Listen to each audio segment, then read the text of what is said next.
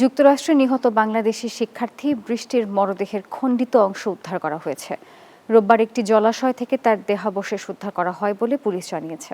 এদিকে NBC news দিয়েছে আরও চাঞ্চল্যকর তথ্য। তারা জানিয়েছে, বাংলাদেশি শিক্ষার্থী লিমন ও বৃষ্টির মরদেহ গুমের উপায় খুঁজতে চ্যাটজিপিটির সাহায্য নিয়েছিলেন তাদের হত্যার দায়ে অভিযুক্ত হিশাম। যুক্তরাষ্ট্রের ফ্লোরিডায় দুই বাংলাদেশি শিক্ষার্থী হত্যাকাণ্ড যেন ধীরে ধীরে রূপ নিচ্ছে এক ভয়ঙ্কর থ্রিলারে। নিখোঁজ খণ্ডিত মরদেহ উদ্ধার আর তার মাঝেই উঠে আসছে চাঞ্চল্যকর তথ্য। 16 এপ্রিল নিখোঁজ হন লিমন ও বৃষ্টি। এ নিয়ে সময়ের সাথে বাড়ে উৎকণ্ঠা, এগোতে থাকে তদন্ত।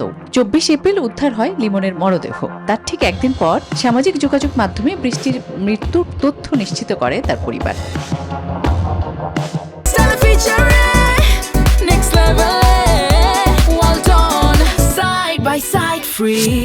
তদন্তের মোড় ঘুরে যায় যখন সামনে আসে হিশামের নাম। লিমনের সাবেক রুমমেট 26 বছর বয়সী হাশিম আবু গর্বেকে গ্রেফতার করে পুলিশ। আদালতে জানানো হয়, বিচার শুরুর আগ পর্যন্ত তাকে কারাগারেই রাখতে হবে।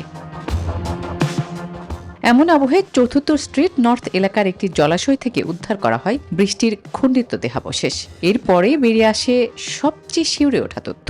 তদন্তকারীরা হিশামের ফোনে খুঁজে পান একাধিক অনলাইন অনুসন্ধান। সেখানে তিনি খুঁজছিলেন কিভাবে একজন মানুষকে ডাস্টবিনে ফেলা যায়। এতে এসব হত্যাকাণ্ডে হিশামের সম্পৃক্ততা আরও জোরালো হয়েছে।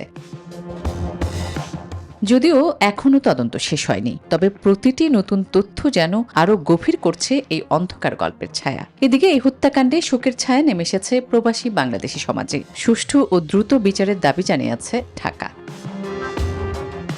আসমা তুলি, নিউজ 24।